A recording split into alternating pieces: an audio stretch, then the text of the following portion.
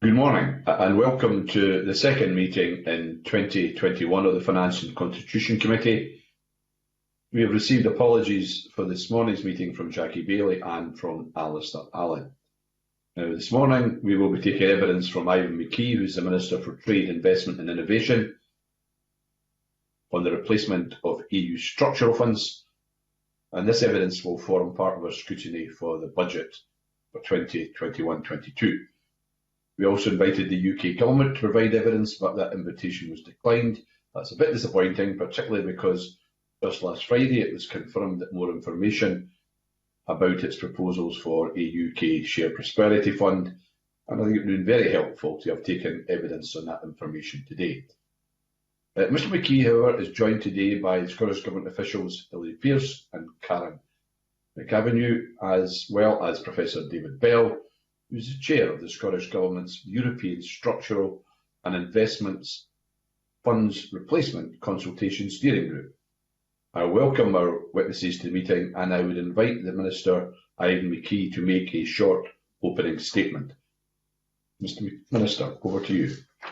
Thank you very much, Convener, for inviting Professor Bell and myself to the committee today to update you on the replacement of EU structural funds in Scotland, the recently published Scotland position paper and the UK Shared Prosperity Fund. Like me, as you just mentioned, we learned over the weekend that the UK Government intends to deliver on its own the Shared Prosperity Fund throughout the United Kingdom. And this is hugely disappointing and, to be frank, shows no respect for devolution. It shows no consideration for the distinct needs of the people and places in Scotland, none of the promised ministerial engagement and no consultation with people and stakeholders in Scotland. Instead, the UK Government plans to operate on a UK-wide basis using the new financial assistance powers that were created through the UK Internal Market Act. And what we warned of with that Act has come to pass with alarming speed. It is possible that much of this will be delivered by the DWP and the Ministry for Housing, Communities and Local Government, a ministry which, according to the Treasury's latest statement of funding policy, has no locus at all in Scotland. This, frankly, is a power grab which disrespects the needs and interests of Scotland, the Scottish Government's powers and responsibilities, and ignores the fact that we have successfully delivered the previous EU structural funds since devolution in partnership with local authorities, other agencies and third sector bodies, making a huge difference to communities and individuals all across the country. I am sure the committee will want to know more of the detail of the UK's proposed approach, and frankly, so do I. For over 2 years, I've been asking the UK Government for clarity on the Shared Prosperity Fund. I've written to lead UK ministers over 10 times in the past year alone, requesting meetings and information, and I only actually managed to speak directly to a UK Government minister for the first time in late November of last year. This does not mean that we have not got on with trying to plan for the future. Professor Bell will shortly outline the work that has gone into developing Scotland's plans through the excellent work of the steering group that he co-chaired. And it's important that we recognise that these plans are based on robust evidence and a full public consultation. They also enjoy strong support from stakeholders. I would also like to assure the committee that these plans were also influenced and informed by this committee's report published in October 2019, and I thank you for that. Our proposals aim to address and reduce economic and social disparities within and between places and people in Scotland, with 4 key themes at its heart: improving and empowering places, reducing poverty, increasing skills and growing businesses and jobs, all underpinned by our commitments to well-being and net zero. Our plans decentralise control of funding, empowering communities and ensuring that the money and authority for spending goes to the people and places that need it most. Our monitoring and evaluation framework, aligned to the National Performance Framework and focused on outcomes and outputs, ensures public finances are utilised in ways that produce the best yield for regions and communities. So what do we know of the UK Government's plans by contrast? From April 2021, it plans to deliver a 12-month pan-UK interim fund of approximately £220 million, but there is no clarity on how this will be disbursed across the UK. UK officials advise a prospectus outlining the aims and objectives of this fund will be published in March. We've had no involvement in designing this fund to date. Thereafter, a 5-year shared prosperity fund will be delivered, but again, we have had little clarity what the fund will look like. The quantum is suggested to be 1.5 billion per annum across the UK, but uncertainty remains around how much of this Scotland get, who will benefit, how the money will be allocated, or how it will be disbursed. This contrasts with £183 million per year on average across a 7-year programme, where to replicate the EU structural funds, ETC and LEADER programmes that Scotland will no longer receive due to Brexit. I've repeatedly made clear that I and the Scottish Government officials stand ready to work on a pan-UK basis on these future plans. These offers have unfortunately been ignored. Despite Scotland's long history of successfully delivering EU structural fund programmes, the quality of our consultation and the published plan and the hard work undertaken in Scotland to date, the UK Government is intent on ignoring the devolution settlement, setting aside years of experience and forging ahead with its own, as yet largely unknown, agenda. And this is also unnecessary. Funding of this nature should be decided upon by Scotland, in Scotland, not by a remote Whitehall department with no understanding of our people, culture and needs. Not because we can, but because that is what will work best for Scotland's interests. We will continue to press for full Scottish Government control and to ensure an optimum policy and funding settlement for Scotland. But I'm sure you will agree this is far from optimal, and my concern is that the people, projects and communities who need this funding most, have most to gain from it, will lose out. Thank you, Convener. Can I just clarify, when you talked about Professor Bell, I'm assuming you're expecting Professor Bell to lay out some of these stuff and answer questions rather than making that the opening statement? I believe Professor Bell is going to make an opening statement, but you might want to ask him. David, in that case, can we make that as short as we can? I wasn't expecting that particularly to happen, but these things happen in these formats. So, David, if you could do that, please. Okay. Yes, let me try to be as brief as possible. The Scottish Government asked me to chair the ESIF Replacement Steering Group in August 2019. The group that we established comprised academics, representatives from development agencies, local government, the voluntary sector, and the Scottish Government. All of these people had been involved with or researched European structural funds in Scotland. The proposal to establish the Shared Prosperity Fund was announced by Mrs May in 2007 in the 2017 Conservative Manifesto. And as Mr McKee has said, final details of the fund are yet to be announced. The entire work of the ESIF Replacement Steering Group was therefore carried out without any knowledge of UK Government thinking about the design of this fund. The group operated cohesively and were guided by key principles. These included the efficient and transparent use of public funds, fairness in the allocation of these funds based on relative need, and coherence with other Scottish Government strategic priorities such as inclusive growth.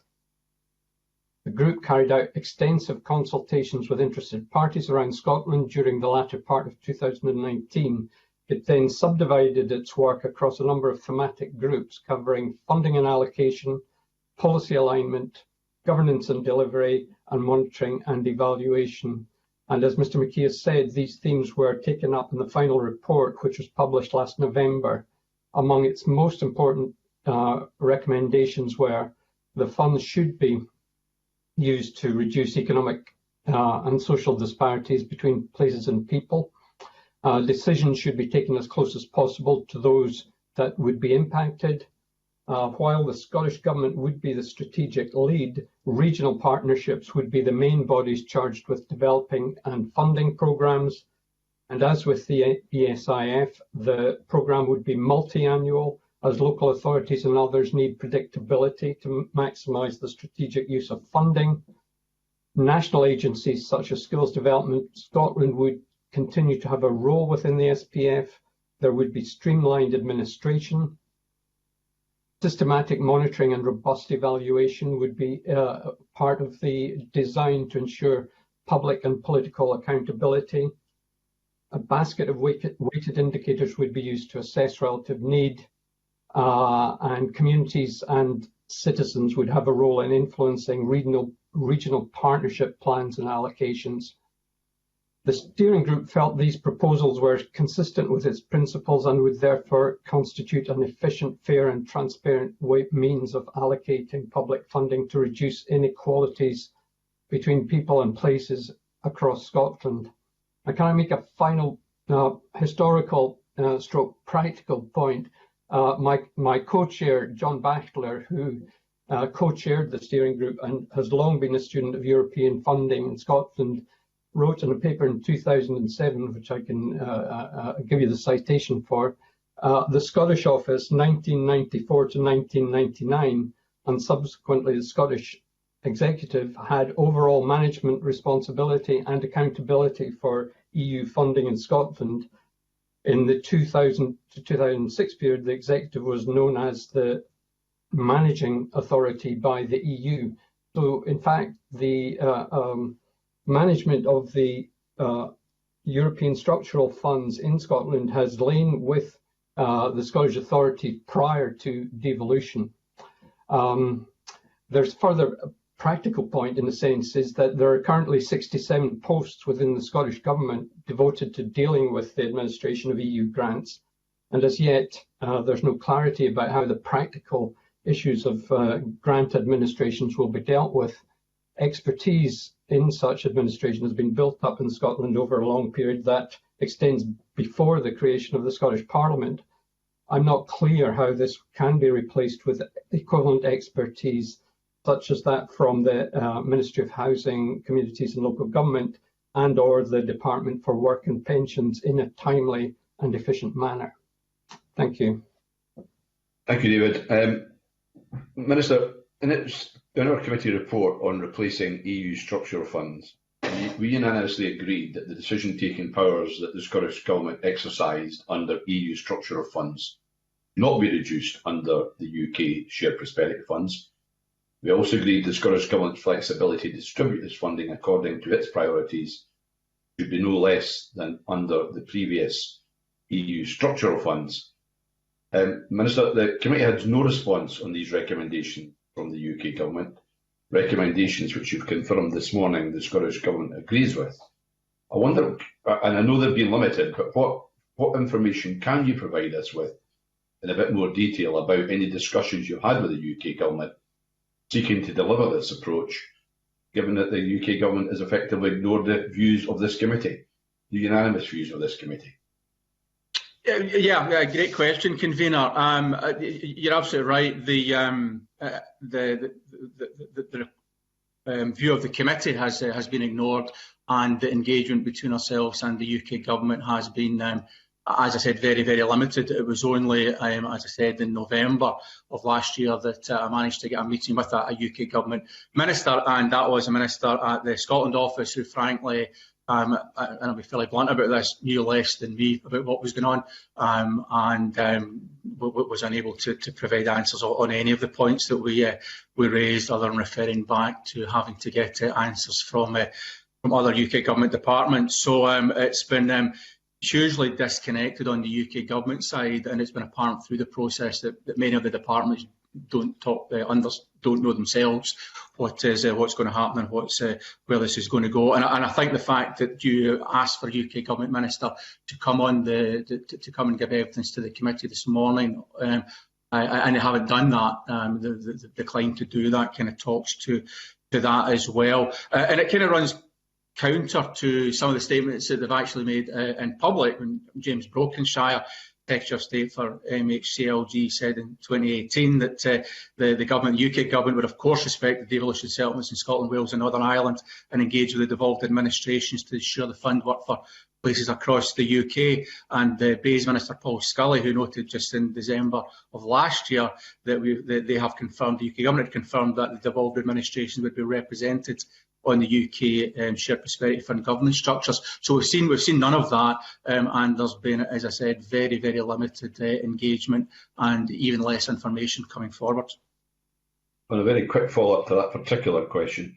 Responding to the committee's report on the UK Internal Market Bill, the UK Government said that it would take a collaborative approach with the devolved governments to delivering the Bill's financial assistance powers, which obviously includes the UK Shared Prosperity Fund, and obviously it confirmed its position last Friday. Minister, based on your experience,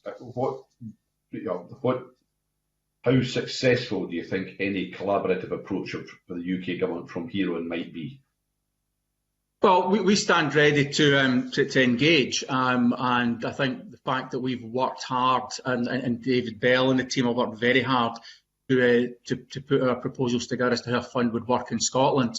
I said we stand ready to engage and have those discussions with the UK government. The fault is on their side for not willing to engage, and we're not seeing any evidence of any desire to collaborate at all, which is hugely disappointing.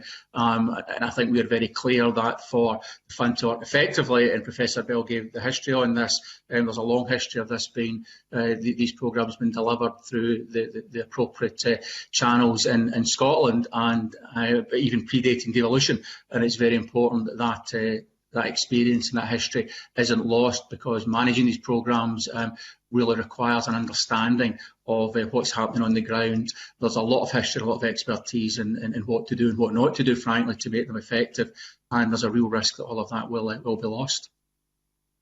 Okay, well, finally on that, when we undertook our inquiry into the replacement of the structural funds in 2019, a key concern in the committee, and with those we met, was the funding gaps between the end of structural funds and the start of the UK Shared Prosperity Fund, which could result in the loss of knowledge, skills, experience and capacity to deliver future programmes. Currently, we don't know how the UK Shared Prosperity Fund will operate, and will not know till late 2020, when the UK government will confirm the profiles for that fund at the next spending review. I wonder, either Professor Bell or the Minister, do you know what will be the impact of the loss of knowledge, skills and experience and capacity? And perhaps Professor Bell in particular, you might provide us a comment about what is the most effective and efficient way to deliver such programmes. Well, I think I'll answer first, and then be very happy to hear from Professor Bell. But in terms of the best way to deliver these programmes, it's to do what we've done up to now, where the funds from the EU came to the managing authority, the Scottish Government, who then worked very closely with lead partners and on to delivery agents to deliver those programmes in the most effective and efficient way to get the maximum benefit to people and communities across Scotland. And I think building on that work, the position paper that the Scottish Government produced in November really gave a lot more clarity and depth to how we would plan to do that in the new environment we find ourselves. Unfortunately, it looks like we're going to be in a position where Scotland will have much less control over those funds under the UK scheme than we had under the EU scheme, and that's hugely disappointing.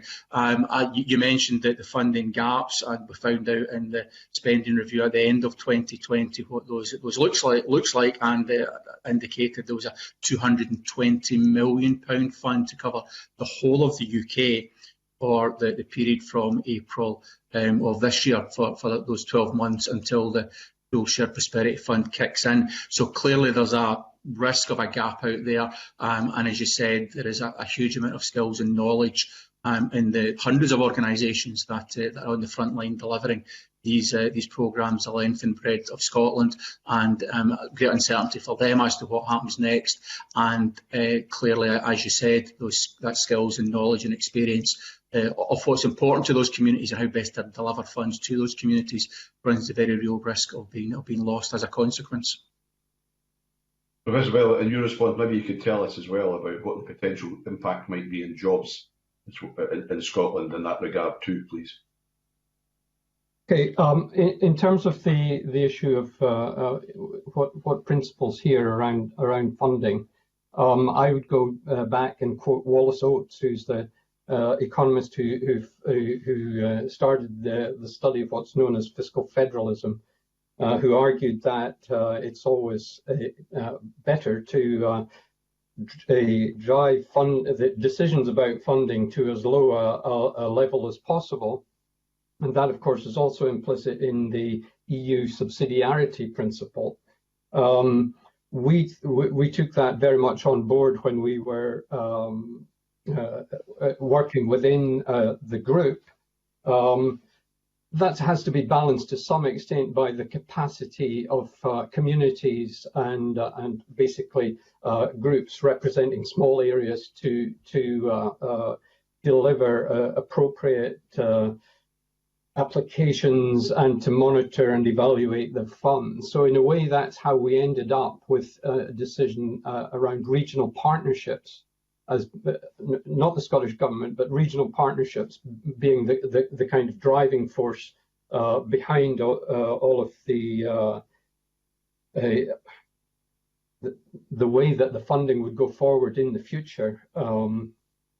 As far as the group were concerned, we felt that this would be a balance which could be struck between getting decisions about funding as close as possible to the people, but on the other hand, having capacity, accountability, and the ability to evaluate funding.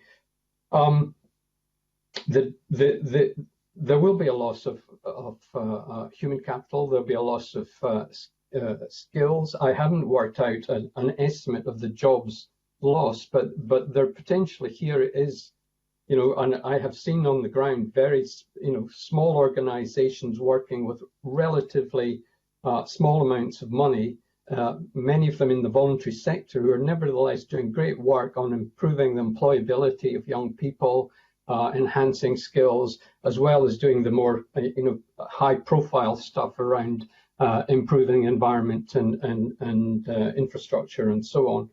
So I think there will be many organisations in Scotland who have done very good work, who are at the moment wondering how on earth they're going to bridge the gap, if that gap is to be bridged until the new funding scheme is designed and delivered. And it seems to me that this could cause quite a loss of capacity to deliver on key objectives, like effectively narrowing the gaps between people and between places. Thank you, Professor Bell. Murdo Fraser, please. Thank you, Convener. Good morning, Minister and colleagues. Good morning, Professor Bell. I would just like to understand a little bit more, Minister, about the Scottish Shared Prosperity Fund plans put forward by the Scottish Government. Now, my understanding in very broad terms of how the EU structure funds operate is that these are grants of EU money. They are paid out to member states and regions under very strict criteria. There's a great deal of complexity in relation to the payment of these funds. Indeed, you yourself, Minister, in the past have quite rightly expressed concern about the level of bureaucracy and complexity involved in administering these funds, and they are subject to very strict audit requirements. And as you'll know, in the recent past, Scotland has fallen foul of these, and funds have been withheld because Scotland has not properly accounted for the money that's being spent. So given that the proposed UK Shared Prosperity Fund is the replacement for this EU funding, what ongoing role do you see for the UK Government in terms of setting the criteria for this money being spent in Scotland, and also for the audit requirements that we need to apply? Well, in terms of the audit requirements, then that's an open question. We'd be very willing to discuss with the UK Government to work through an audit process that got the right balance. And this is an important issue that I've raised before. Gets the right balance between having control of the money and making sure it's used in a correct way and effectively, but not being too bureaucratic. And this is something that the group has addressed and looked at, and that there's comments on in the proposal in the position paper on that. So I say we're very happy in terms of that discussion with the UK Government to understand how they would like the money to be accounted for, and we'd be happy to work with them on that. You recognise that there's been issues on the suspension, and I think that's been part of the EU process across the piece. I mean, if you look back, there hasn't been. I think Gibraltar is the only part of the UK that hasn't had issues with funds being been able to funds being suspended as a consequence of EU audit rules over the past couple of cycles. So this is something that's happened right across the UK, not just in Scotland. And in terms of as I said, the balance, getting that balance right is important to make sure that there's control over the money that's spent, but to do that with as least bureaucracy as possible. And I think the plans that we worked out in the position paper kind of talk to that and fulfil that requirement. Okay, thank you. I mean, you answered the part of my question about the audit requirements. I don't think you answered the first part, which is, given that the EU presently set pretty strict criteria about how these funds can be spent, would you expect the UK government to do the same? Would that not be reasonable, given that this is UK government money that's been spent in Scotland? I think in our paper, if you look at the position paper, it does address a role for the UK government in terms of exactly, as you say, they'll have an overview of the kinds of themes that they would want that money to be spent on.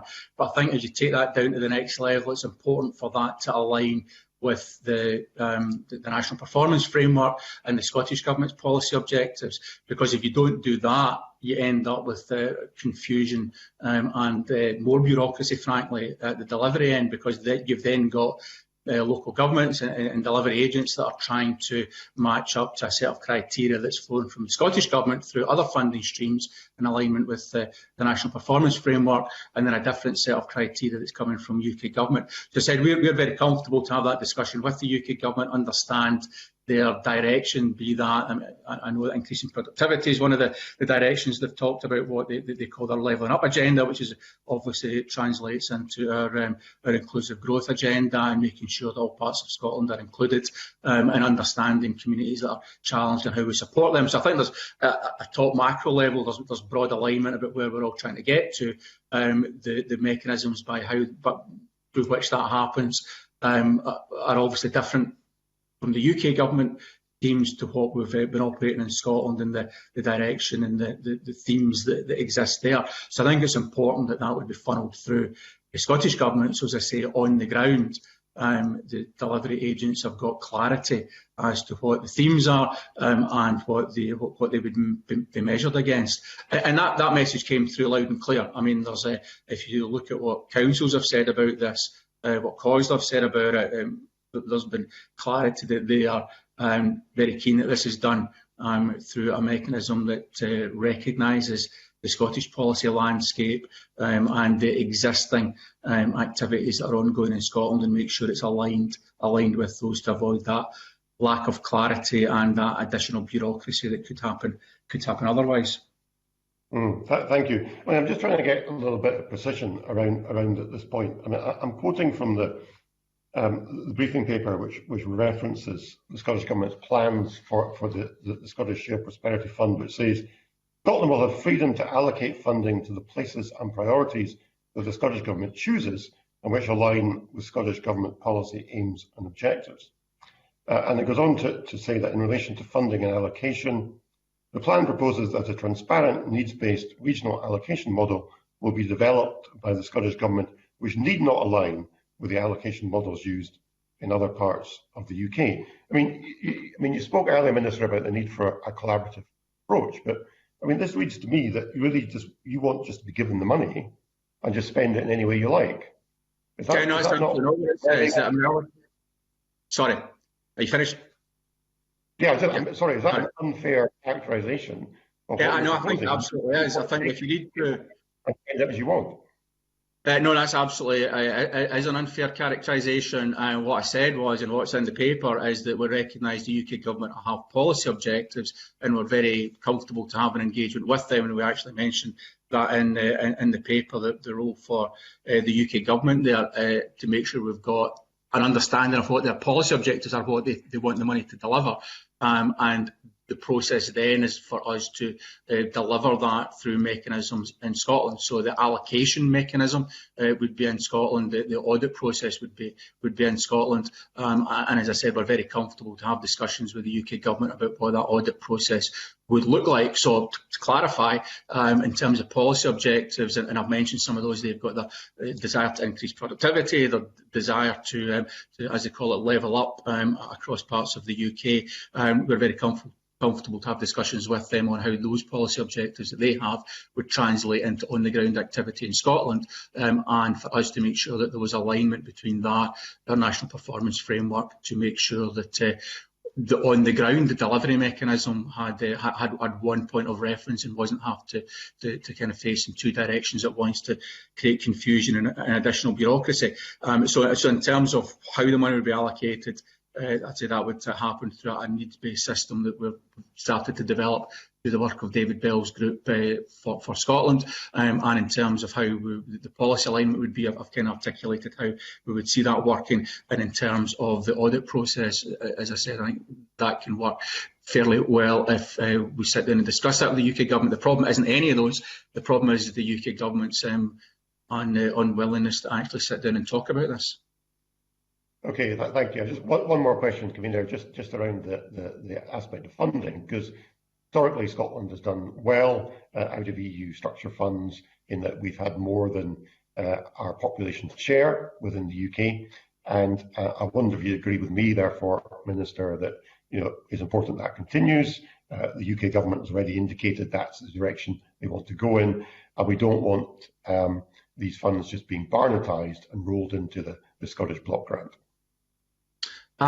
If you get an indication that the UK government has said that we will get more than our population share of the funds, I'd be interested to see that. I'm not sure that I've seen that. But as I've also pointed out, they've said lots of things in the past that haven't come to pass. In terms of the numbers themselves, the calculation that we've done, and that's an open calculation that we're very happy to share with you, it says that over the 7-year period, Scotland would be due an average of £183 million per year, and that is the number that we believe Scotland would be due based on what has happened in the past with the EU programmes. How that sits with a UK government proposed fund of £1.5 billion, which they hope to ramp up to, then clearly there's the potential for a disconnect there in terms of the quantum of those funds. So we wait to see how that allocation works out.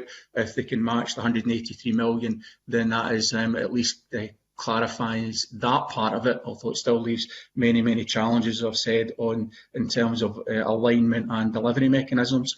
But let's see what those numbers look like as they come forward from the UK government. Okay, thanks, Murdo. Anas Sarwar, please, who wants to ask a supplementary at this stage. Anas. Thank you, Chair. It just follows on from the response that Mr McKee was giving to Murdo Fraser. I get the point about a lack of ministerial engagement. Of course, that is completely unacceptable. Of course, we want good engagement from ministers, both in the Scottish and UK government. I wonder, though, is that also a problem in terms of civil service engagement? Is there good levels of communication engagement between the UK government civil service and the Scottish government civil service, and this is more a political level problem, or is this a systemic issue between both sets of civil services also? I think it's an issue that extends to civil service as well, and clearly civil servants do their job and will communicate where they have the ability to do that with information that they have. But I think it's been very clear to our civil servants for right through this whole process, going back 2 years and more, that information hasn't been coming forward. UK government civil servants haven't, frankly, known the answers to what's going on. There has been disconnects between different UK government departments. We found ourselves bizarrely in situations where we might get an indication from one UK government department of something that another UK government department doesn't know about. So I think within the UK government there's been disconnects, and that has flown all the way through to a real lack of information coming to ourselves. We've provided a lot of information in terms of the process we've taken, our needs, requirements, aspirations, and how we could see this working. But it's been very much a one-way street. There's been very little coming back in the other direction at ministerial level or at official level, unfortunately. And just one further question to that, Chairman, with your permission, is, and do you put that down to a disconnect between UK government departments at a ministerial level in terms of decision making and therefore giving a clear direction to UK civil service rather than the UK civil service itself being obstructive? Do you put it down to again, a ministerial level disconnect rather than a UK systemic issue? Well, it's hard to see behind the curtain and know what is going on. All we know is what we see. But as I said, civil servants will act on the instructions of their ministers, and if they don't know the information, then clearly it's difficult for them to communicate that. I would suspect that it's just a lack of having taken the time to work through the detail of this, perhaps because it wasn't seen as a priority, I don't know, and perhaps an issue where certain parts of the UK government were waiting for others to make decisions. But frankly, I don't know the detail of how they ended up, where they've ended up. I saw one of your colleagues nodding, so I wasn't sure whether that was nodding in agreement or not. So I'll maybe pick that up separately. Thank you, Convener. Given I didn't see who was nodding because I couldn't see the faces like you did, Anis, I'm not going to even try to go with them. So thank you, Anis. John Mason, please. Thanks very much, Convener. And I think my questions are mainly referring to Steve Barclay's letter of the 15th, and particularly paragraphs 13, 14, 15. He talks about both the Levelling Up Fund and the the UK Shared Prosperity Fund. And in both cases, he talks about a prospectus, which I thought was an interesting word. In the Levelling Up Fund, it says we expect to publish a prospectus soon. And in the other one, we'll provide detail in a prospectus soon. And I just wondered, have we even any idea what is going to be in that prospectus? Will there be a lot of detail, or are we expecting something fairly general? Because I've seen prospectuses in my life which have been pretty vague, to say the least. And do we have an exact date when these are going to come out? So we'll start with that, yeah. You're right. I mean, I wouldn't like to hazard a guess as to what we will see and when, based on the history of the last 2 years of cancelled meetings, lack of information, lack of clarity, UK government itself not knowing in many cases in different departments what was going on, etc. We think that there will be something coming out in March. That gives some indication, but as I say, what that looks like, I don't know. But even if that were the case, as a best case, then that puts obviously applicants to that fund in a very challenging position to be able to go back for the period starting in April to be able to apply for money from that £220 million fund. How that money would be allocated, whether they're going to do that on across the UK on a needs-based allocation, whether it's going to be through competition in a competitive situation between different applicants, how they're going to take recognition of different factors, we don't really know. So we're waiting to see that. We were actually told originally that we would get something at the end of January, but I think that's now been pushed back to March. So that kind of talks to a real lack of clarity at all levels on what's going on coming from the UK government. Yeah, thanks for that answer. I mean, you mentioned needs-based yourself, and in the letter it also talks about places most in need. And also the whole idea of it could be competitive. I mean, if needs, I've got a lot of needs in my constituency, but I mean, needs are to some extent subjective. And if the UK government decided that the greatest need was in Manchester and Wales and Northern Ireland, then is there a possibility that Scotland gets none of this money? Is there any guarantee that we are going to get a certain amount or get anything? I don't think there's anything that said, well, certainly nothing that said how much we're going to get. And in terms of your very dramatically positioned question about is it possible we could get nothing, well, I suppose in theory that would be possible. I would suspect that would be unlikely. But given that we've no clarity on how they would want to allocate that money, never mind how they would then channel it through to frontline, how they would monitor it, or what criteria there would be, given the complete lack of clarity on any of that at this stage, then frankly it's very difficult to see exactly where they're going to go with this. Okay, and I think my final question just now would be, again in paragraph 15, Mr. Barclay says we will work closely with the Scottish Government, etc. Now, from what I'm picking up, they don't seem to have been working terribly closely with you up until now. Do you think they will work closely with you? What is your estimate? I mean, Frankly, do you trust you can only base on previous experience, and frankly, as I quoted earlier, there's been commitments, if you like, right back to 2018 on working closely with us, engaging with us, including us in the governance structures and so on and so forth, and none of that's come to pass. So we will see what the future brings, but so far we've got no evidence to suggest that, despite what they might say in that letter, that there will be any serious engagement. We'd be very, very happy if there was, and I suppose I would take this opportunity again to encourage the UK government to, if they are, I'm listening, and I'm sure they're listening to your committee convener. If they are listening, that they should move forward with the serious engagement on these proposals as quickly as possible. Okay, thanks, convener. Okay, thank you very much, John. Patrick Harvey, please. Thank you, convener, and good morning to our witnesses.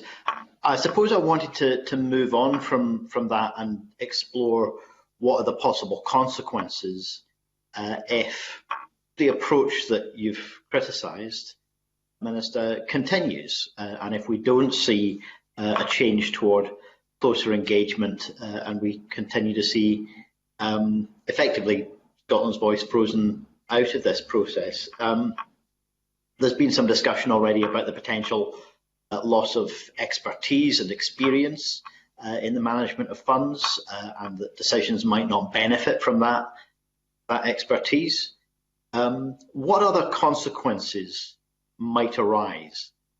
For example, a lot of these funds would be used in spending areas which are devolved competence.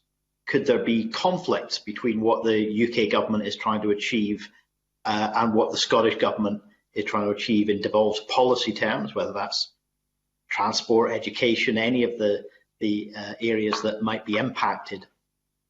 What are the potential issues if there's a really serious disagreement about a particular project that the UK Shared Prosperity Fund wants to approve, but which would require permissions or approvals in order to actually go ahead under devolved competence, even something like planning? And finally, just in terms of the agenda that we actually are starting to see from the UK government, when they talk about inequality and when they talk about levelling up, it's very often cast in opposition to what is the legal basis of equality law. We've heard speeches from UK ministers, almost dismissing structural inequalities in society like racism, as though there's some sort of woke leftist agenda. We actually hear that language from UK ministers.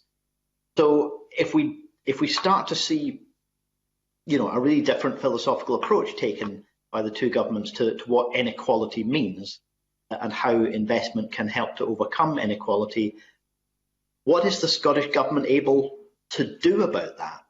What are the consequences and what are the actions that the Scottish government would be able to take? There's a lot in that. There's a lot in that, Minister. Involved Thank you. As well. Sorry. So there's a lot in that, Minister. You might want to involve David Bell in some of the answer as well. So. Yeah, no, absolutely. I'll bring Professor Bell in shortly, but thanks for the questions, Patrick.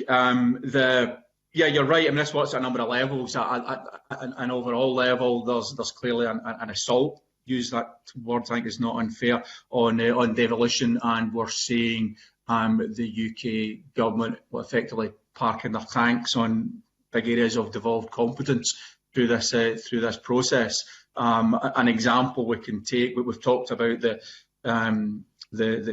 housing ministry and local government ministry in a UK level, which is absolutely no locus at all in Scotland, being involved in this process in devolved areas, clearly devolved areas. And on the other part of the Shared Prosperity Fund, the ESF replacement and how that interacts with the skills system, we're seeing the DWP being used as the agency for the whole of the UK.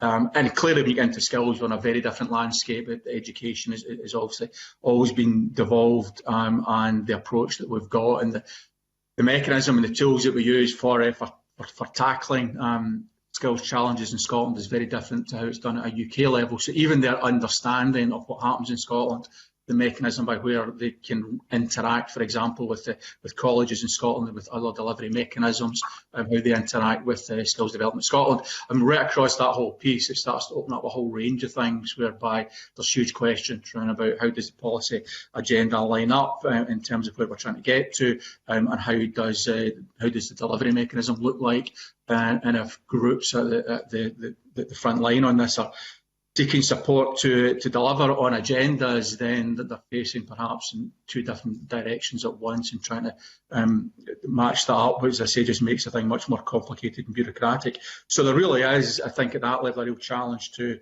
the devolution settlement. And as you work down, as I said, there's then issues around about the mechanics of what that policy alignment looks like. And as you go onto the ground level on the delivery mechanisms, as you've identified, there's issues around about expertise being lost. And the history of learning how to do this in Scotland over decades being put to one side, which is very concerning at so many levels, concerning for the groups that need to deliver on this and the communities and the people they support, but very much concerning, as you've highlighted, for the devolution settlement. And I'm happy to hand over to Professor Bell, who I'm sure can add quite a bit to this as well. Thank you, Minister. Yes, I mean, it's certainly the case that there could be fundamental disagreements around the approaches to issues like inequalities. It seems to me that this is really something that we need to, or it would have been good had there been some engagement around discussion of this. If I can remind you of the history, the EU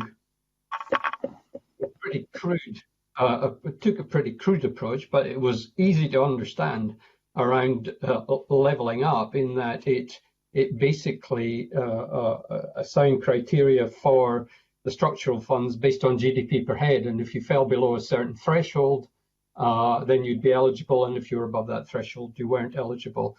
Within the group, we had a lot of discussions around, how to measure differences in need across Scotland, and how to take into account, new thinking around issues like well-being in these discussions. But again, it seemed to us that it would be useful to engage to get some kind of understanding, so that both the UK government and the Scottish government had some influence here. If I can remind you, if the model is one whereby match funding will be required to match whatever UK funding there is in the programme, then much of that match funding will come from Scottish government sources, which are supposedly aligned with the National Performance Framework. So unless there's going to be no match funding requirement, it seems to me that the different approaches could end up being quite confused, depending exactly on the funding mechanism. And again, I go back to what I said earlier on. Government can set the overall strategic aim, but it's important not to lose the energy of bottom-up initiatives, whereby individuals and groups come up with good ideas about how to improve their communities. Whatever the authority is, decides whether these fit within the overall approach that's been taken, whether they fit within the policy framework under which the scheme is operated, and then give the go-ahead or not. I would so that's on one side. On the other, I certainly agree with the Minister that when we start talking about skills and the interaction of skills with or ESF funding with the Scottish skills agenda, you end up in a very potentially in a very confused place, if the ESF funding is essentially run by DWP, and we just our education system is different, our skills system is different, so it's not clear how trying to fit a DWP agenda overall of that would, it seems to me, lead to an efficient allocation of public funding. Could I just come in with one follow-up question? I'm trying to drill into some of the specific problems that might arise. Let me take the issue of match funding, which David Bell mentioned. If, for example, the UK government say there's a match funding requirement, but here are the projects we're willing to fund if the Scottish Government provides match funding, and there's no discussion about alternatives, there's no input into what those priorities are, here are the projects we're willing to fund, then presumably if the Scottish Government says no, we have a different set of priorities, we want to build a railway instead of a road or whatever the specific is, then the thing becomes a political football. It simply becomes an attempt to say, well, the Scottish Government won't let us spend this money. And if the Scottish Government say yes, then effectively the UK Government has dictated what devolved budgets are going to be used for. It's dictated devolved policy. Is that the kind of consequence that we're likely to see emerge in terms of turning specific projects into a political football? Well, that's certainly possible, and I think that the lack of clarity as to where the specifics of the UK government is taking this makes it difficult to see exactly. But if you think through the process, then that is one scenario that could happen. So we don't have clarity yet on what they're looking at in terms of match funding, well, let's see where it goes, but there's no indication yet that they're willing to discuss and align with us on policy priorities, and the delivery mechanisms aren't clear. But you're right, if we get more clarity on that and we see how this is going to shape up over the coming months, then yeah, it's perfectly possible you could end up in the scenario you've described, where there is a match funding requirement, as has been the case for EU funds, that would be coming within Scotland from Scottish Government or local authority, perhaps, and there could be a difference in terms of the priority, the different agendas, policy agendas, in terms of what we want to deliver, and we could possibly end up in that scenario you've described, where the UK government is pushing certain projects that perhaps aren't what our priorities would be based on our policy view of what's important in Scotland. Thank you. Thank you, Patrick. Tom Arthur, please. Thank you, Convener, and good morning. I have a question for Professor Bell, which I hope he's able to assist with. And I wonder if you could potentially outline the differences in oversight and decision-making between the European Union process at the high level of setting criteria and allocating funds, and compare that with the apparent and proposed UK process via the Internal Market Act, which, as I understand, is ultimately at the discretion of the Secretary of State. So in terms of accountability, engagement and involvement and democratic oversight, I wonder if Professor Bell could perhaps outline the differences between these two approaches and their implications.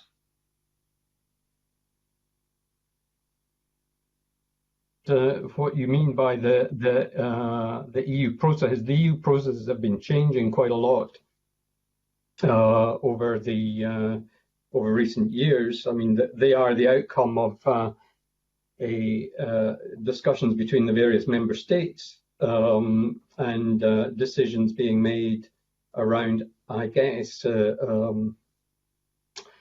cohesion of the EU market, so that they're part of the armoury around effectively an overall EU levelling up process, and we've really seen that operate particularly in Eastern Europe over the last few years. The EU internal market, sorry, the UK Internal Market Bill is a bill which is really around how the UK internal market will be regulated post Brexit.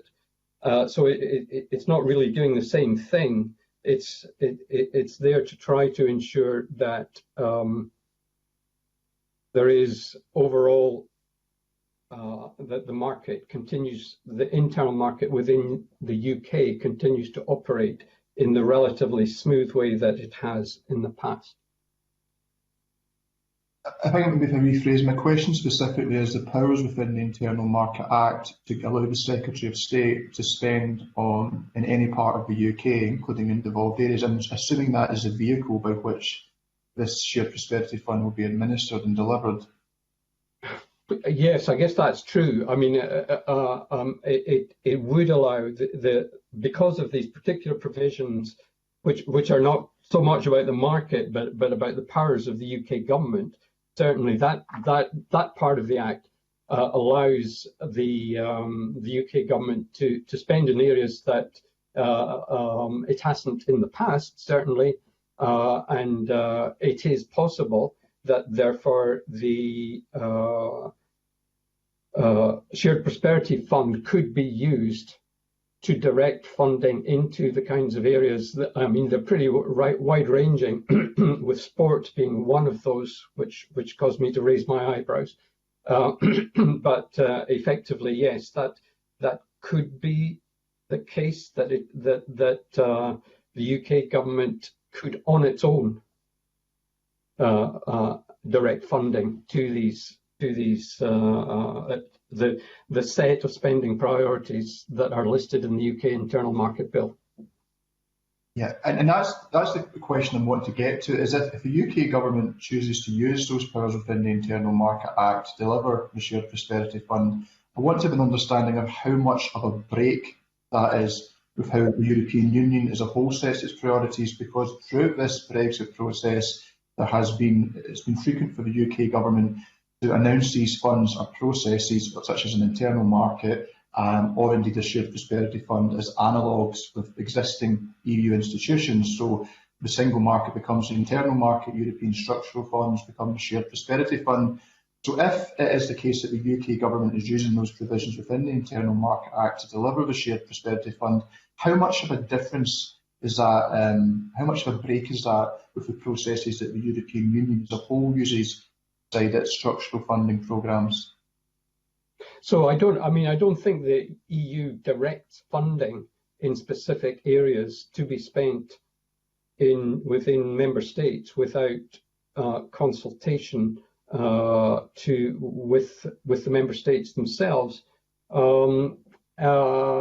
except in things like the Horizon funding, which is essentially competitive funding, where the member states themselves. So this is a research system that's across the EU, which is essentially competitive, and so a university in France may benefit from a large amount of EU funding without necessarily a consultation with the French government about that. But that's kind of the exception rather than the rule. It's not. Well, it's a fairly large fund, but it's not massive.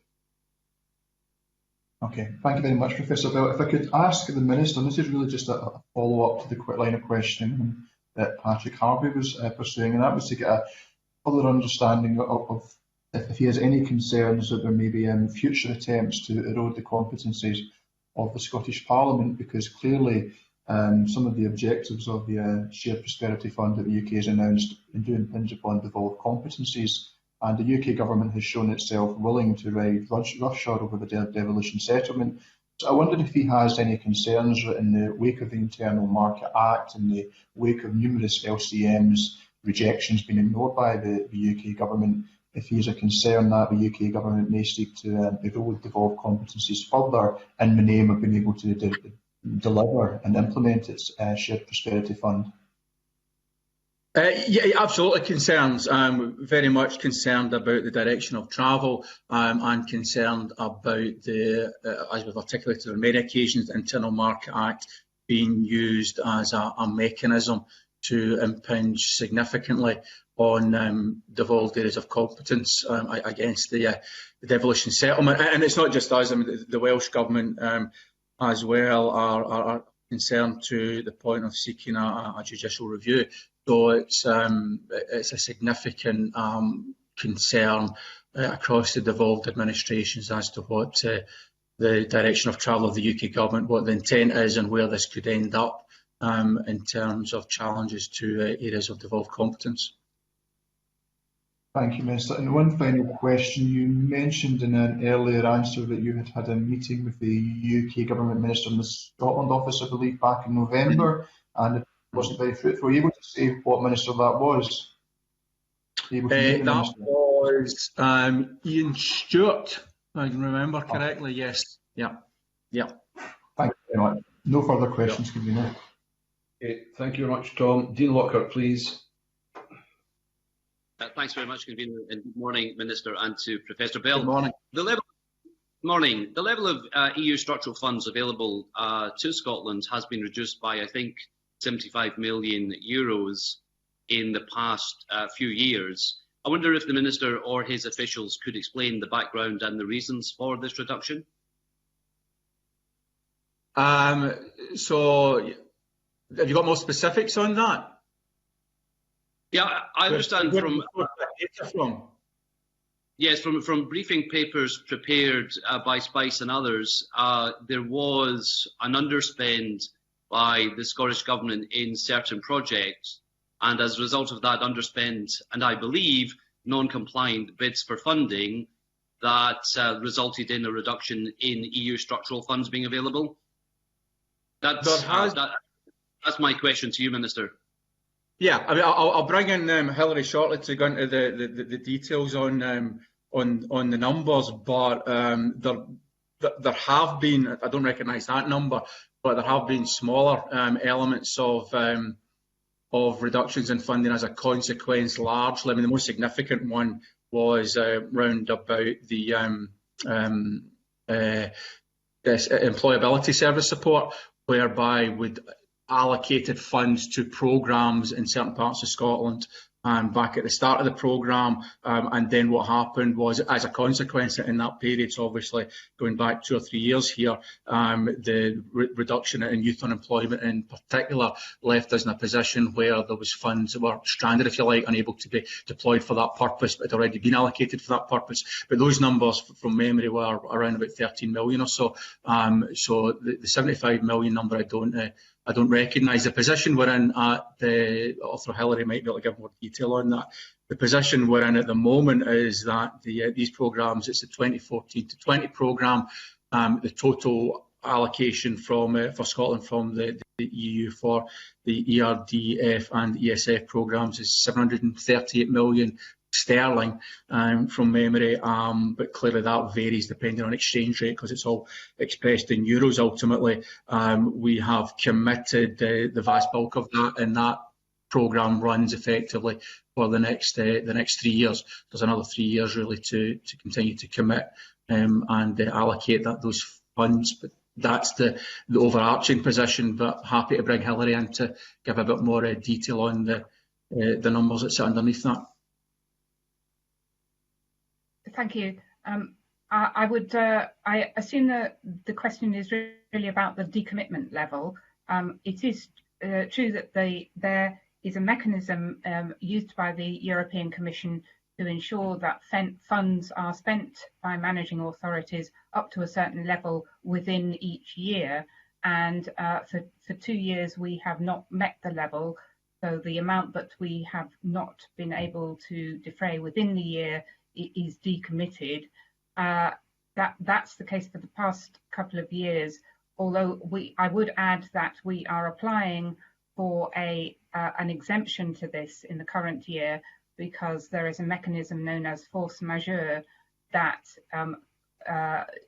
is a mechanism whereby extenuating or unusual circumstances come into play, whereby the decommitment is put to one side. And that is because of the delays caused by the pandemic to programmes and the ability of our recipients to meet their funding targets over the past 10 months.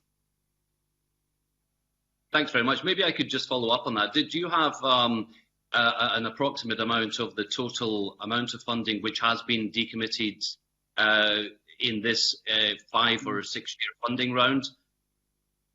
I don't to hand. We can certainly put that in writing to you after the committee. That would be great. The numbers I have, and I appreciate you might not be able to confirm exactly, but the numbers I have are for 2017, it was €22 million and 50 million during 2018. Do those numbers kind of roughly seem about right?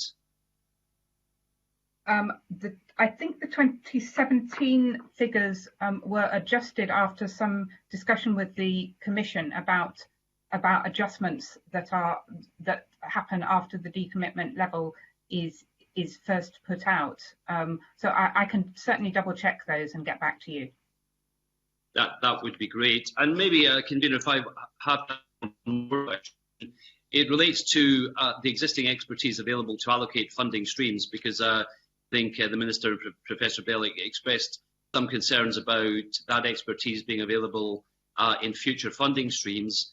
But the way I understand it is there are currently 40 lead partners involved in the allocation of EU structural funds, and that includes local authorities, Scottish Funding Council, Skills Development Scotland, and a host of other bodies who are very hands-on in terms of administering EU structural funds. I'm assuming that, and obviously we need more details about the UK Shared Prosperity Fund, but I'm assuming that these same bodies will, at the end of the day, be involved in the allocation of funds under the UK Shared Prosperity Fund. So to that extent, the expertise of the 40 lead partners will still be available. And perhaps I could ask Professor Bell and perhaps get the Minister's thoughts on that question. Okay, I mean certainly I wasn't suggesting that all of the expertise relating to applications and processing of structural funds would be lost. My worries were largely more about the involvement of voluntary organisations, which do play an important role with some of the funds, and they are on a much less secure basis than our, basically statutory organisations. So, given that we felt that there was a strong case for community-based initiatives coming forward, that was my main concern, was that there might be a loss of momentum in that particular area.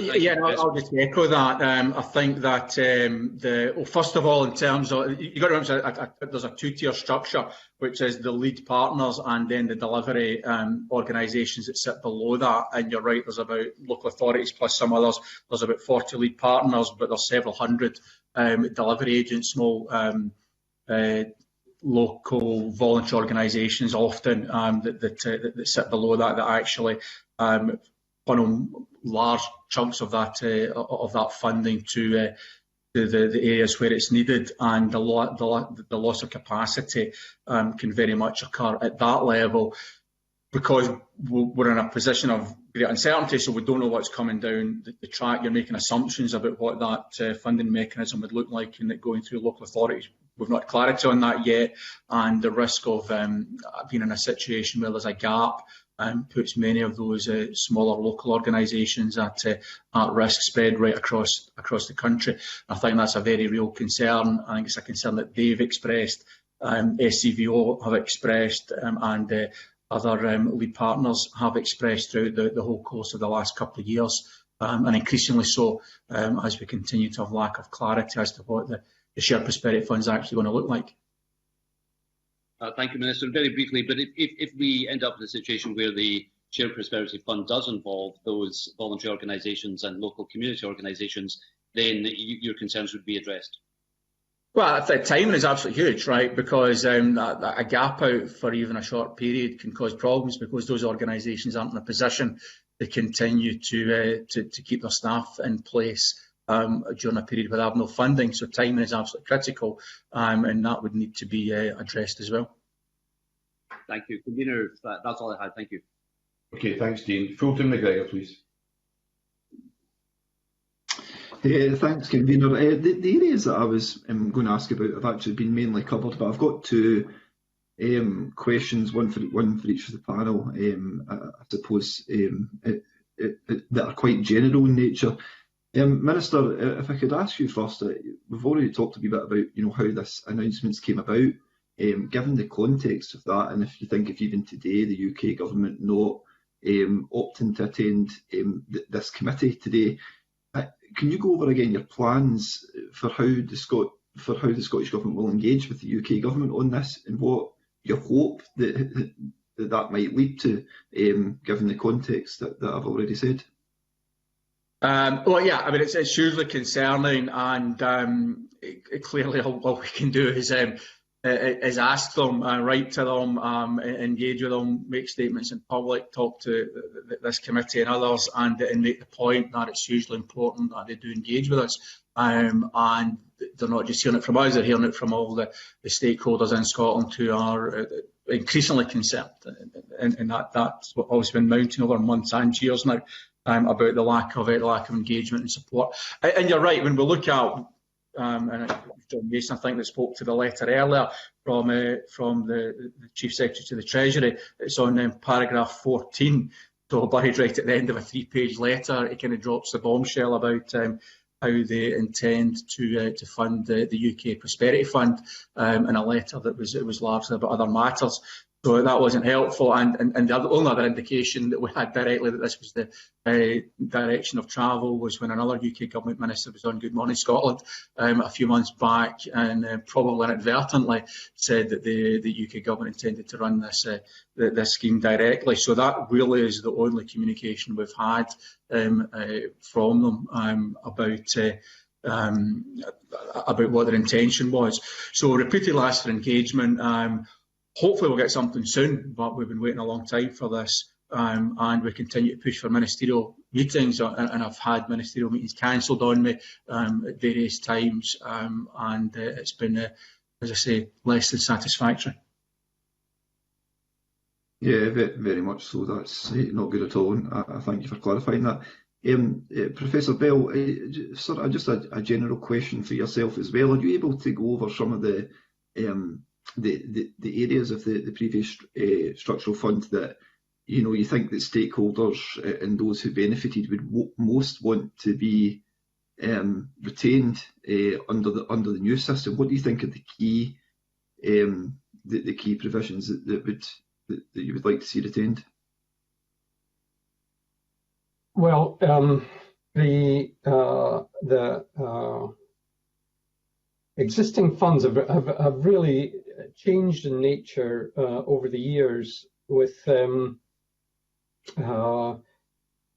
essentially early on with the structural funds, they were quite important around big infrastructural developments in Scotland. They part-funded the Edinburgh Ring Road, for example.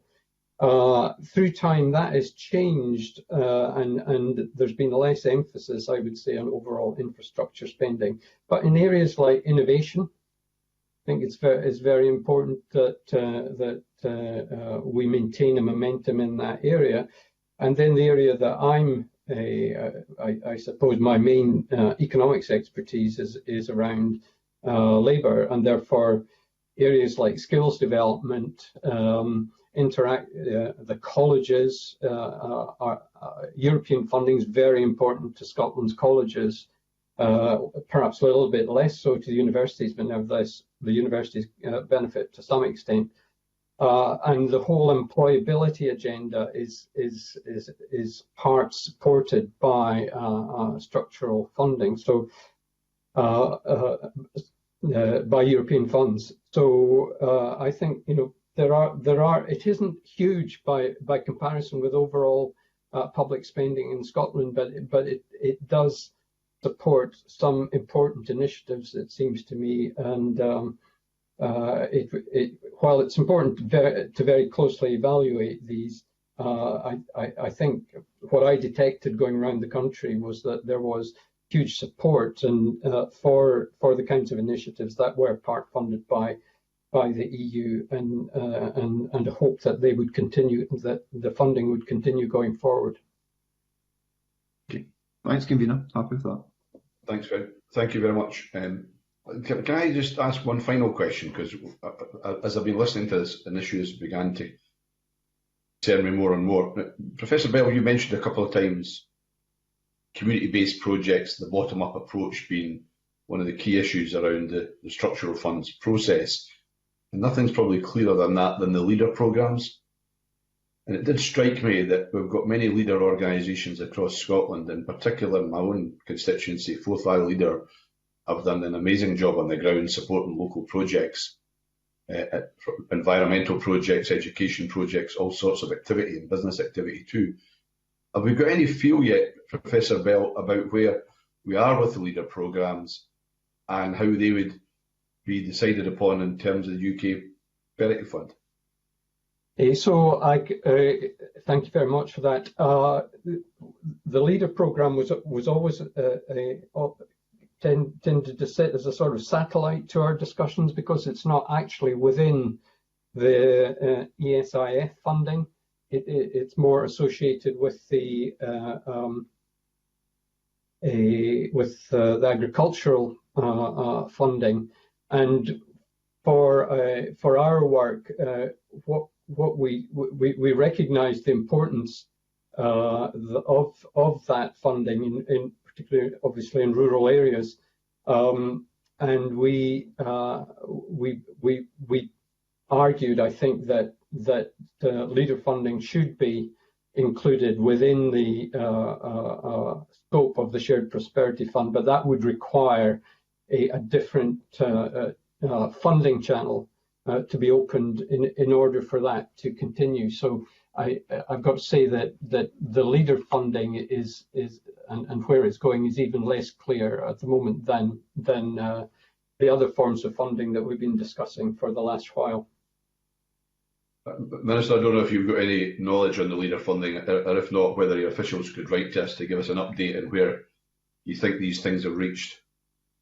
Yeah, well, 2 points specifically in terms of the leader funding. Yeah, there's if you think there's lack of clarity on the rest of the programme, there's even less clarity on the leader programme because we don't even know if it's included or not. We've worked on the assumption that it would be included because, as you rightly identified, it's hugely important. And we think it needs to be funded, and we've factored that into our funding calculations that we've have already articulated. And I suppose the other broader point from that is about the importance of these programmes being delivered as close to the ground, if you will, as possible. It's something that certainly we've recognised. It's something that we've factored into all our discussions and evaluation and the position paper we've published. That's really, really important that local engagement is absolutely central. And I think, and I'd like to ask David Bell to comment on this, but I think there's also economic evidence, research evidence that says that is absolutely the case. And the closer that these mechanisms are designed on the ground to the front line, if you like, the more effective that they are, then that can be demonstrated. David did touch on a bit in his answer to me, but I'm sure you'll want to expand on it. David? Just to say, I mean, I could go back to the first principle that I discussed in my opening statement, that in general there's an argument that funds are best decided on as close as possible to those who are receiving the benefit from those. You've got to set against that the capacity of small groups to be able to correctly fund applications, manage projects, and evaluate them afterwards. So there's a balance to be struck here. But my understanding is that the EU itself is progressively moving towards a more bottom-up approach to its funding mechanisms. With the next round of ESIF funding. Okay, thank you, Professor Bell. Thank you, Minister, both for giving evidence and officials today. As that was the only item on our agenda for this morning, I now close this meeting of the Finance and Constitution Committee and wish you all a good day. Thank you very much.